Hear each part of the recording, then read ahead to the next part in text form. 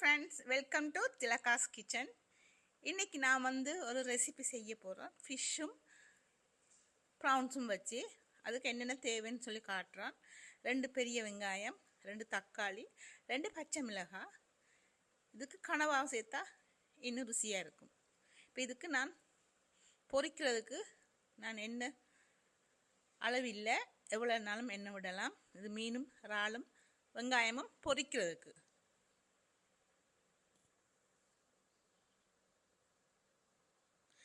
இப்போ இந்த வெங்காயத்துக்கும் மீன் இறால் இந்த ரெண்டுக்கும் நான் உப்பு சேர்க்க போகிறோம்.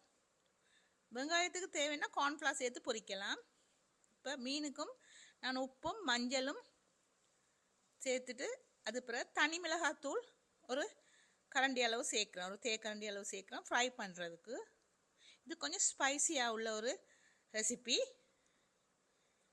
இது ஃப்ரைட் ரைஸுக்கு ரொம்பவே நல்லா இருக்கும். இப்போ நான் வெங்காயத்தை உப்பு சேர்த்து நல்லா மிக்ஸ் பண்ணி நான் ஃப்ரை பண்ண போகிறேன். இதுக்கு கார்ன்ஃப்ளவர் போட்டு ஃப்ரை பண்ணால் இது உடனே ஃப்ரை ஆயிரும். இப்போ வெங்காயத்தை நான் ஃப்ரை பண்ணுறேன். நான் உப்பு சேர்த்து ஃப்ரை பண்ணுறபடியாக இது கொஞ்சம் டிலே ஆகும் ஃப்ரை பண்ண. ஆனால் இது நல்ல டேஸ்டாகவும் நல்ல ஸ்பைசியாகவும் இருக்கும். இதுக்கு தேவைன்னா கனவாகவும் நாங்கள் ஃப்ரை பண்ணி சேர்க்கலாம். மீன் எந்த மீன் இல்லை, எந்த மீனுனாலும் பரவாயில்ல. நெத்திலி மீன் கூட பொரித்து இந்த மாதிரி செய்யலாம், அதுவும் ஒரு வகையான டேஸ்ட்டாக இருக்கும். இப்போ இந்த வெங்காயம் பொரியுது. இது ஒரு 10 மினிட்ஸில் இது ஃப்ரை ஆயிரும். இதை கருக விடக்கூடாது. இது ஒரு கோல்டன் கலருக்கு வர இது எடுத்துடணும். இது ரொம்ப நேரம் வச்சு இருந்து கருகிட்டா டேஸ்ட் போயிடும்.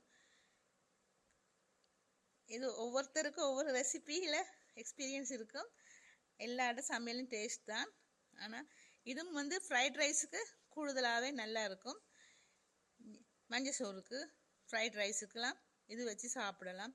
தனி ஒயிட் ரைஸுக்கு கூட இது நல்லா இருக்கும்.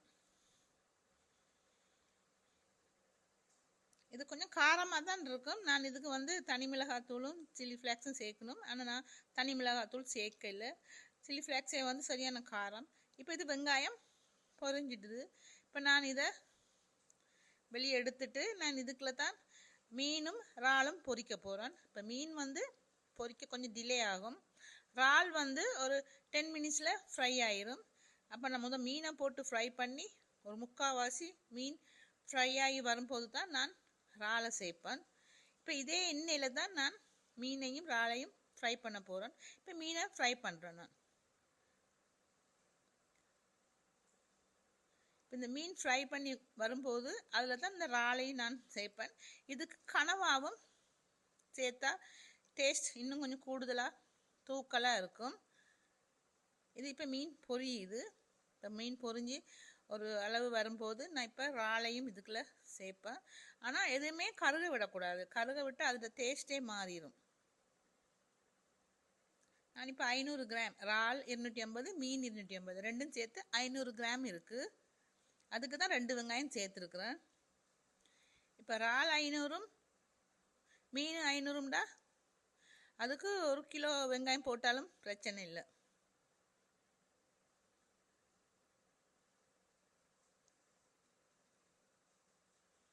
இப்போ இறால் பொரியும். இன்னும் கொஞ்சத்தில் இறால் பொரிஞ்சிடும். நான் இப்போ இதெல்லாம் எடுத்துட்டு இந்த பொரிச்சு வச்ச வெங்காயத்துலேயே நான் இதெல்லாம் சேர்த்து மிக்ஸ் பண்ணிவிட்டு இதே எண்ணெயிலே இந்த எண்ணெயை கொஞ்சம் நான் வெளியாக்கிடுவேன்.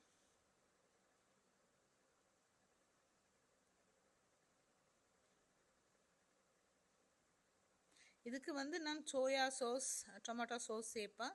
அது விருப்பம்னா சேர்க்கலாம், இல்லாட்டி அதை அவாய்ட் பண்ணிடலாம். இப்போ இது ஃப்ரை ஆகிடுது. இறாலும் மீனும் ஃப்ரை ஆகிடுது. இப்போ இதை நான்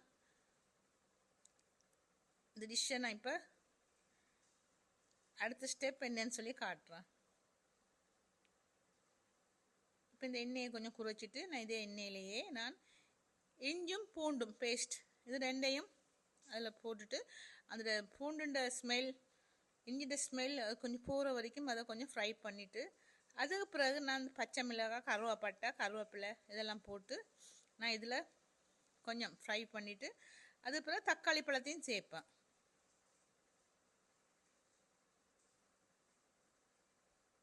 இதையும் கருக விடக்கூடாது. இதெல்லாம் ஒரு அளவு பச்சை மிளகாலாம் கடிக்கிற அளவுக்கு இருக்கணும். ரொம்பவும் வதங்கி அப்படி இருக்கக்கூடாது. கொஞ்சம் பச்சை தன்மை கொஞ்சம் இருக்கணும். இப்போ தக்காளி பழமும் கடிக்கிற அளவுக்கு இருக்கணும். தக்காளி பழம் குழையக்கூடாது. தக்காளி பழம் வந்து கொஞ்சம் நாங்கள் கடித்து சாப்பிட்ற அளவில் இருக்கணும். இந்த ரெசிபிக்கு அப்படி இருந்தால் தான் டேஸ்ட் கூடுதலாக இருக்கும்.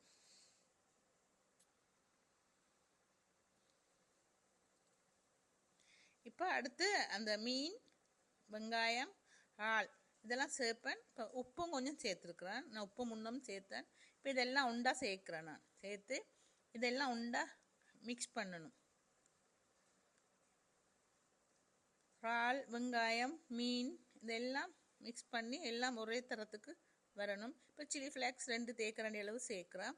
காரம் கூட தேவைண்டா கூட சேர்க்கலாம். நான் 2 தேக்கரண்டி தான் சேர்க்குறேன். தனி மிளகாத்தூள் சேர்க்கையில்.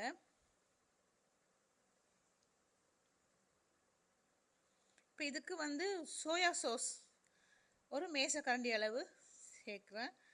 அது தேவைண்டா, இல்லாட்டி அது தேவையும் இல்லை, அது போடணும்னு சொல்லி அவசியம் இல்லை. தக்காளி சாஸ் அது ஒரு மேசக்கரண்டி அளவு அதுவும் சேர்க்குறேன். அதுவும் கட்டாயமாக போடணும் அவசியம் இல்லை, அது ஒரு டேஸ்ட்டுக்காண்டி தான் சேர்க்குறேன். தக்காளி பழம் சேர்த்தபடி அது போடணுன்ற அவசியம் இல்லை. இப்போ எல்லாம் நல்லா மிக்ஸ் பண்ணிவிட்டு நான் இப்போ இதை எப்படி செய்தேன்னு சொல்லி நீங்களாம் பார்த்துருப்பீங்க. பிடிச்சிருந்தா லைக் பண்ணுங்கள், ஷேர் பண்ணுங்கள், சப்ஸ்கிரைப் பண்ணுங்கள்.